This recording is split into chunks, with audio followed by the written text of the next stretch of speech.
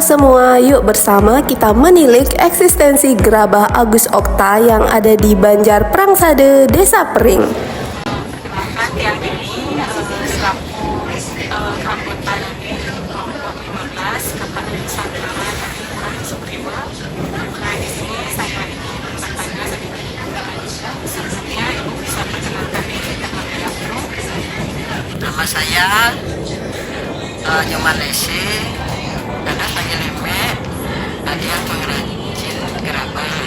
Kiranya kapan sih mulai memproduksi gerabah ini? Produksinya belajarnya dari kecil, ya bisa tahunnya belajarnya dari kecil. Mulai saya berdagang habis corona. Dulunya saya kan nyari sampai sekarang nyari kebaya.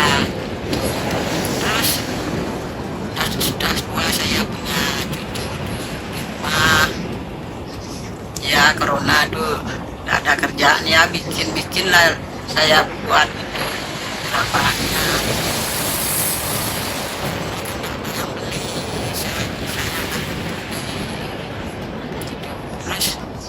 Habis corona saya buka warungnya, jualan di rumah. Sebelumnya nggak jualan, sebelumnya keluar saya kerja jadi tukang jahit pakaian. Mungkin bisa dijelaskan bagaimana proses awal dari pembuatan gerabah? Sini ada, di sana. Jika berkunjung ke sini, kita tidak hanya akan melihat gerabah saja, namun ada banyak sekali produk-produk berbahan dasar tanah liat yang bisa kita jumpai. Langkah pertama adalah mengambil bahan utama, yaitu tanah. Tanah yang sudah diambil selanjutnya akan diurai untuk dijemur di bawah panas terik matahari seperti yang tertera pada video. Nah, selain itu, apabila tanah sudah diurai di bawah terik matahari seperti ini, selanjutnya tanah akan ditumbuk agar memperhalus tekstur pada tanah. Nah, pada kesempatan ini mahasiswa KKN kelompok 15 mendapat kesempatan untuk mencoba menumbuk tanah yang selanjutnya akan disaring untuk diambil bagian halusnya saja. Wah, gampang sekali bukan teknik untuk menyaring tanah seperti ini?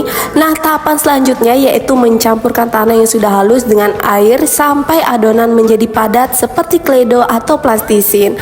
Nah, biasanya pencampuran tanah dengan air ini dilakukan secara manual menggunakan tanah, dan kita akan cek teksturnya apakah sudah cukup padat dan mudah untuk dibentuk. Jika dirasa sudah padat, maka selanjutnya tanah akan disatukan dan disamaratakan seperti yang telah dilakukan oleh Ibu Lese pada video. Selanjutnya, masih pada tahapan pemerataan tanah, akan dibentuk suatu bentuk yang akan menyerupai terkait dengan media yang dibuat. Pada kesempatan kali ini, kelompok 15 berkesempatan untuk membuat alat penglaklak. Setelah tahap pemerataan, akan dilanjutkan dengan tahap pencarian titik tengah untuk menentukan bagian mana dari penglaklak yang akan menjadi titik tengah. Selanjutnya kita berangsur untuk membuat bagian pinggir yang menyerupai cobek ataupun menyerupai piring sebagai bagian pinggiran daripada penglaklak yang akan kita buat. Nah, di sini kelompok 15 mendapat kesempatan untuk mencoba membuat pinggiran serta mencoba menghaluskan bagian tengah tadi yang nantinya kita jadikan sebagai bagian lingkaran untuk membuat laklak atau jajan Bali. Tahapan selanjutnya yaitu memberi alas di bawahnya, karena kita akan membuat lingkaran sebagai bentuk pembuatan jajan Bali nantinya. Nah, di sini Ibu Lese sedang mencari titik tengah yang tadi dan berusaha untuk mencoba membuat lingkaran secara pelan tetapi pasti.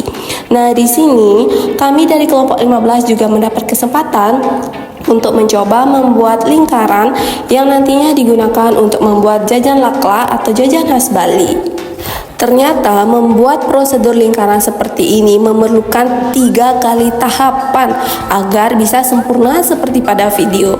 Wah, lumayan lama ya proses pembuatannya. Namun siapa sangka jika usaha yang dimiliki oleh Ibu Lese ini ternyata sudah terdaftar di HAKI. Jadi jangan ragu lagi untuk berbelanja ke sini ataupun berkunjung ke sini. Mari kita cintai usaha lokal, karena kalau bukan kita siapa lagi?